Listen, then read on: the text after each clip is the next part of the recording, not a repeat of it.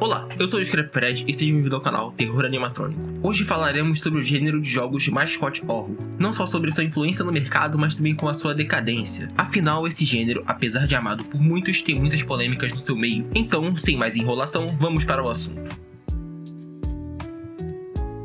Antes de sair apontando os erros que os mascote horrors desenvolveram ao longo do tempo, vamos analisar mais a fundo a proposta deles. Mascote horror, ou jogo de terror com mascote, é um gênero onde geralmente temos personagens que parecem infantis, ou de design simples, que nos perseguem ou tentam nos matar de alguma forma. A ideia é quebrar a expectativa no geral. Você às vezes entra pensando que é um jogo infantil e quando percebe, vê que o ursinho fofinho não era tão fofo assim porque ele tem 3 camadas de dente dentro da boca. O que praticamente originou os mascote horror foi Five Nights at Freddy's, que eu nem preciso falar sobre. Afinal, esse jogo foi o que deu origem à identidade desse canal, além de ser mundialmente conhecido. Se você está aqui assistindo esse vídeo, com certeza já ouviu falar dele, mas um que é até que bem recente se comparado com FNAF é Pop Playtime. No jogo, você vai até uma fábrica de brinquedos abandonada após receber uma carta de um suposto funcionário. Como você trabalhava lá, você decide entrar por motivos ainda não conhecidos. Eu estou tentando evitar spoilers aqui, mas o importante é que, ao chegar na fábrica, você descobre que existem monstros lá e que ela esconde vários segredos que foram o motivo de ocasionar seu fechamento. Vale a pena também citar Fighting Frank e Indigo Park, que são dois outros jogos que eu, sinceramente, acho bem interessantes, por mais que não sejam tão populares quanto os outros dois que eu citei. Em Fighting Frank, você participa de uma espécie de show de desafios em que várias pessoas que tentaram passar por ele morreram.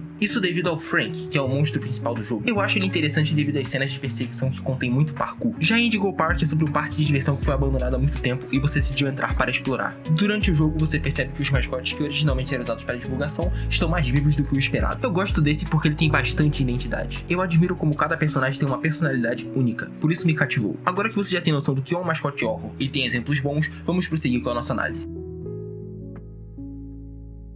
Como tudo que fica famoso, surgiram muitos mascote horror tentando surfar no hype de outros. Um dos exemplos que instantaneamente me veio à cabeça é Joyville. No jogo, você entra em um acampamento infantil abandonado à procura da sua irmã que desapareceu. Lá dentro, você descobre que existem monstros que ocasionaram o desaparecimento de muitas crianças e funcionários, consequentemente ocasionando o abandono do local. Tá, Scrap, mas por que esse jogo é uma cópia? Muitas pessoas acusaram Joyville de ser uma cópia barata de Pop Playtime, porque o jogo não traz nenhuma inovação no quesito gameplay e história. É simplesmente mais do mesmo. Além de críticas negativas na Steam que apontam que o jogo é muito curto, oferecendo pouco conteúdo além de ter muitos bugs. Sobre essa parte e pelos vídeos que eu vi sobre o jogo, não concordo muito. Já sobre a falta de inovação, aí realmente eu acho um ponto válido. Não que o jogo seja ruim, mas como eu disse, é mais do mesmo. Talvez se tivesse sido lançado em outra época teria mais visibilidade. Continuando nos exemplos ruins, temos Toytopia, que esse eu prefiro nem falar muito sobre. Além do design dos monstros do jogo parecer ter sido feito por uma criança, a gameplay não é nada intuitiva. Tem algumas partes onde você simplesmente morre porque o jogo não deixou claro o que fazer. Além de que a história é tão rasa que você não se lembra de nada no momento que acabou de jogar. Sinceramente deplorável. Muitas pessoas acusam Garten of Bambam de ser um mascote de horror genérico, mas aqui eu vou ter que ser advogado do diabo. No início, Garten of Bambam era sim um jogo ruim. Eu mesmo ficava enjoado com quão porco era o jogo. Mas a Euphoric Brothers foi redimida no momento em que ouviram as críticas e, ao invés de tentar melhorar o jogo, pararam de tentar fazer Garten of Bambam um mascote de horror sério, puxando mais para um lado propositalmente mal feito. O que não só deixou as novas versões mais engraçadas, como rejogar as versões antigas também ficou muito mais divertido por causa disso.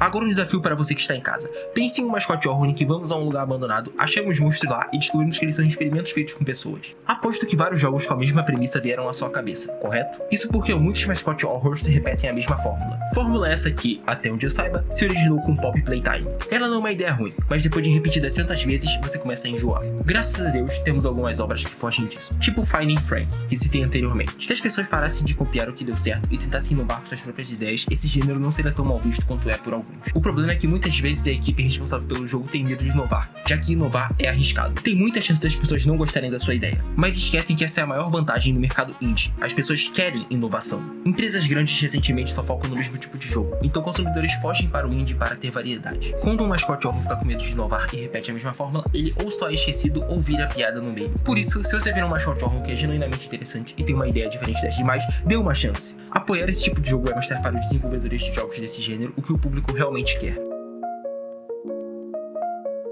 Agora o tópico que eu estava aguardando para o final do vídeo. Esse, na verdade, foi o motivo principal para eu estar fazendo esse vídeo. O problema dos mascote horrors é que eles caíram nos canais de público infantil.